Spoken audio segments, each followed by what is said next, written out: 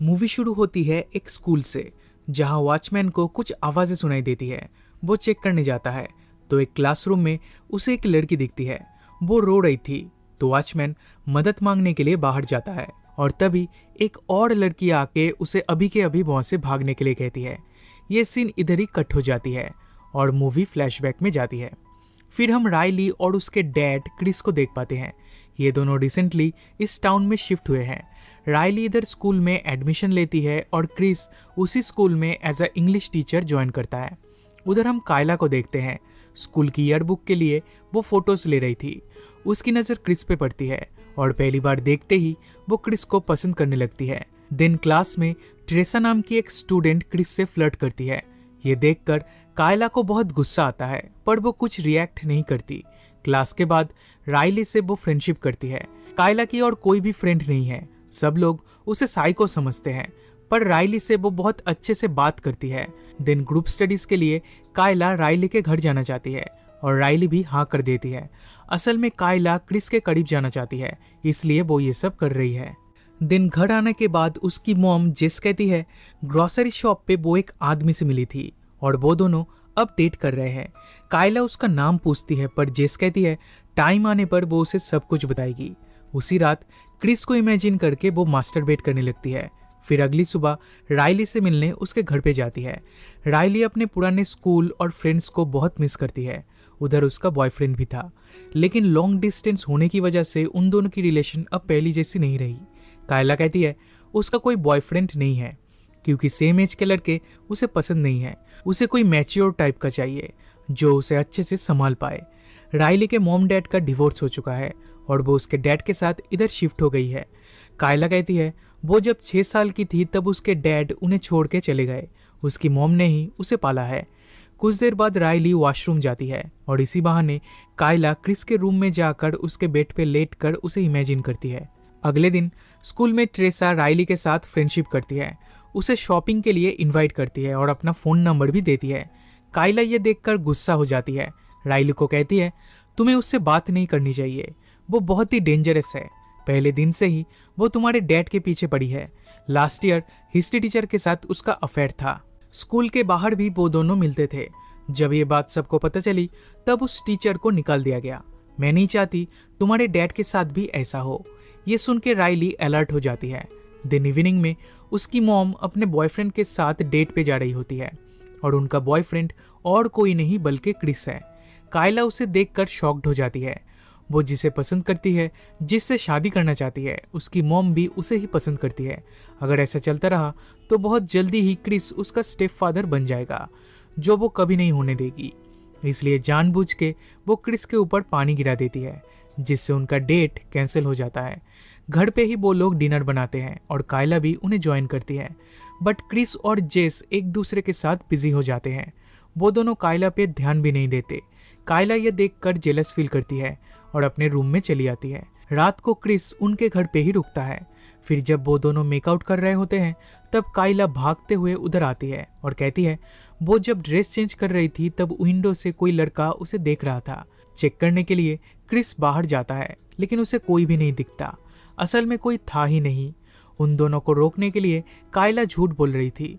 फिर पूरी रात वो उनके साथ ही रहती है, जिससे वो दोनों कुछ कर भी नहीं पाते। अगले दिन स्कूल जाके वो रायली से मिलती है।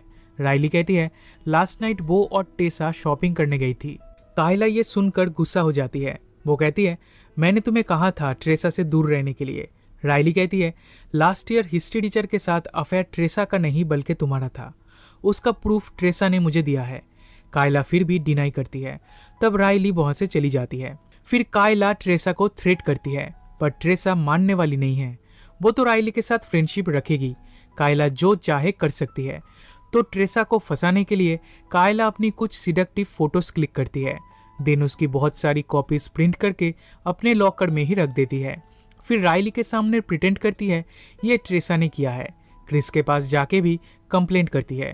वो रोने लगती है तो क्रिस उसे संभालता है और कहता है जिसने भी ये किया है उसे सजा जरूर मिलेगी। ये दोनों एक दूसरे के करीब आ चुके थे। रायली ये देख लेती है और वहां से चली जाती है। कायला की मॉम इस इंसिडेंट को लेकर परेशान थी।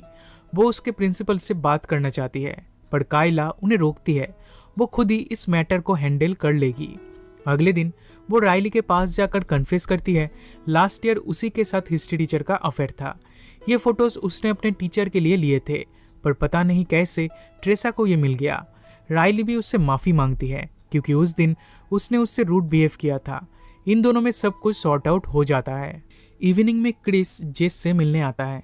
वो दोनों डिनर पे जाने वाले हैं। तब ट्रेसा क्रिस को मैसेज करती है और जेस वो देख लेती है। उसे लगता है ट्रेसा के साथ क्रिस का अफेयर चल रहा है। इन दोनों में लड़ाई होती है और वो क्रिस को घर से निकाल देती है। क्रिस अपसेट होकर अपनी कार में बैठा था। तब कायला उधर आती है। वो पूछती है क्या ट्रेसा ने पहले भी तुम्हें मैसेज किया था? क्रिस कहता है हाँ किया था, पर मैंने उसे कभी रिप्लाई नहीं दिया। फिर कायला उसे सीड्यूस करती है और फोर्सफुली उसे किस करती है। फिर हम देखते हैं क्रिस को वो मैसेज ट्रेसा नहीं बल्कि कायला कर रही थी, क्योंकि वो जेस और क्रिस का ब्रेकअप करवाना चाहती थी और ट्रेसा को भी फंसाना चाहती थी, ताकि ये दोनों क्रिस की लाइफ से चली जाए और क्रिस बस उसका बन जाए। वो उस फोन को तोड़कर ट्रेसा के लॉकर में रख देती है। जब प्रिंसिपल को उस फोन के बारे में पता चलता है तब वो जेस को इन्फॉर्म करते हैं। उस फोन में कायला की फोटोज और मैसेजेस भी थी, जिससे सबको लगता है ट्रेसा ये सब कर रही है। जेस पुलिस को इन्फॉर्म करती है और उसे अरेस्ट कर लिया जाता है। दिन राइली के बर्थडे के दिन कायला क्रिस के रूम में जाकर उसे सीड्यूस करती है। क्रिस उसे रोकने की कोशिश करता है पर फाइनली खुद को रोक नहीं पाता। ये दोनों इंटीमेट होने लगते हैं और तभी राइली उन्हें देख लेती है। वो गुस्सा होकर घर से निकल जाती है। क्रिस कहता है तुम्हारे लिए मैं मेरी बेटी को नहीं खो सकता। ये कह के वो उसे ढूंढने जाता है। अगले दिन स्कूल में क्रिस उसे अवॉइड करता है। ये देखकर उसे गुस्सा आता है और वो क्रिस को कन्फ्रंट करती है, पर तभी उसकी मॉम उधर आ जाती है। राइली ने उन्हें सब कुछ बता दिया है। वो क्रिस को स्लैप करती है और कायला को लेकर चली जाती है। वो समझ चुकी थी ट्रेसा की कोई गलती नहीं थी। कायला ने उसे फंसाया था ताकि वो क्रिस के करीब जा सके, बट कायला कहती है वो 18 ईयर्स की हो चुकी है तो वो कुछ भी कर सकती है और जेस उसे रोक नहीं सकती। उधर क्रिस राइली से माफी मांगता है और वो दोनों सब कुछ सॉर्ट आउट कर लेते हैं। इधर कायला बहुत ही ज्यादा परेशान थी, इसलिए वो और एक प्लान बनाती है। अगले दिन स्कूल के बाहर ट्रेसा को मिलने बुलाती है। उधर वो खुद को चोट पहुंचाती है और ऐसा दिखाती है कि ट्रेसा उसे जान से मारने की कोशिश कर रही है। इस टाइम राइली और क्रिस उधर आते हैं। वो लोग उसे बचाते हैं। दिन पुलिस को कॉल करते हैं और ट्रेसा को फिर से अरेस्ट कर लिया जाता है और कायला को भी हॉस्पिटल में एडमिट किया जाता है। उधर उसकी मॉम आती है, पर कायला अभी ठीक है। राइली कहती है मेरे डैड ने मुझसे प्रॉमिस किया है कि वो तुमसे फिर कभी नहीं मिलेंगे। तुम दोनों के बीच जो भी कुछ था अब सब कुछ खत्म हो चुका है। कायला भी इस पे एग्री करती है, पर वो लास्ट टाइम क्रिस से अकेले में मिलना चाहती है। ना चाहते हुए भी क्रिस उससे बात करता है, लेकिन कायला पहले की तरह उससे फिर से फ्लर्ट करने लगती है। क्रिस कहता है तुम मेरी बेटी जैसी हो, जो तुम चाहती हो वो तुम्हें कभी नहीं मिलेगा और मैं तुमसे फिर कभी नहीं मिलना चाहता।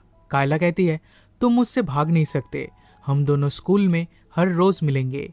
तब क्रिस कहता है वो ये जॉब छोड़कर इस टाउन से चला जाएगा। ये कह के वो निकल जाता है। उसी रात स्कूल में जाकर वो अपना सामान पैक करने लगता है। वो राइली को भी इसके बारे में इन्फॉर्म करता है। तब राइली भी स्कूल जाती है और उधर कायला पहले से ही उसका वेट कर रही थी। वो उसे नाइफ से स्टैब करती है। देन क्रिस के पास जाकर फोर्सफुली उसके साथ इंटीमेट होने लगती है, पर क्रिस उसे धक्का दे देता है और वही आवाज वॉचमैन को सुनाई देता है। यहाँ से मूवी प्रेजेंट टाइम में वापस आती है। कायला भी क्रिस को धक्का देती है और उसका सर टेबल पे लगकर वो बेहोश हो जाता है। कायला उसे छुपा देती है। इसी दौरान वॉचमैन उधर आ जाता है और देखता है कायला रो रही है। मदद मांगने के लिए वो बाहर जाता है। तब राइली उसे वहां से भागने के लिए कहती है, लेकिन तभी पीछे से कायला आके उसे मार देती है। फिर वो राइली पे हमला करती है, पर इस बार राइली उसे मारकर बेहोश कर देती है। कुछ देर बाद पुलिस आती है और उन दोनों को हॉस्पिटल में एडमिट किया जाता है। इसके कुछ दिनों बाद राइली अपने कॉलेज जा रही होती है और क्रिस एक दूसरे स्कूल में ज्वाइन करता है। वो दोनों एक दूसरे टाउन में शिफ्ट हो चुके हैं, लेकिन उधर भी कायला पहुंच जाती है और चुपके से उन्हें देखने लगती है। इसी के साथ ये मूवी यहीं पे खत्म हो जाती है।